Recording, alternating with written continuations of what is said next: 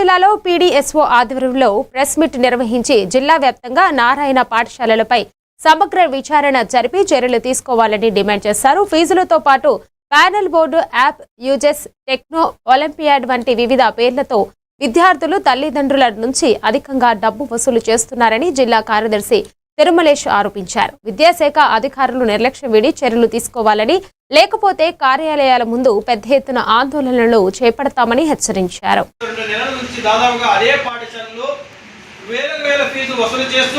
అలాగే పాఠ్య పుస్తకాల పేరుతో, బట్టల పేరుతో, ఇవాళ షూస్ పేరుతో, ఇవాళ టెక్నో ఈటెక్నో అనే కోర్సుల పేరుతో అనేక రకాల దందాలు జరుగుతుంటే ఆ దందాన్ని అరికట్టని చెప్పేసి స్థానికంగా ఉన్న అధికారులు కాబట్టి డిఈఓ, డిప్యూటీఓ, ఎంఈఓలు అందరికీ కూడా ఈ యొక్క పాఠశాలపైన చర్యలు తీసుకోవాలని చెప్పేసి వాళ్ళ స్పందన గ్రీవెన్స్ ద్వారా కూడా ఇవ్వడం జరిగింది. నిన్న కూడా దాదాపుగా అయినప్పటికీ కూడా ఈ యొక్క దందాన్ని దృష్టిలో పెట్టుకొని మన అధికారులకు తెలియజేసినప్పటికి కూడా ఇది కాకుండా మరో దందా ఏంటంటే ఇవాళ ఒక పాఠశాలలో, జిల్లా వ్యాప్తంగా ఎన్ని పాఠశాలలు ఉన్నాయి అన్ని పాఠశాలలో ఒక పాఠశాలలో ప్యానెల్ బోర్డు అనే పేరుతో, అలాగే పాఠశాలలో యాపింగ్ అనే పేరుతో, అలాగే పాఠశాలలో జరిగే ఫంక్షన్స్కి అదర్ యాక్టివిటీస్ అంటూ దాదాపుగా ఒక విద్యార్థితో 2,500 రూపాయల నుంచి 3,000 రూపాయల దాకా వసూలు చేస్తున్న పరిస్థితి ఉన్నది.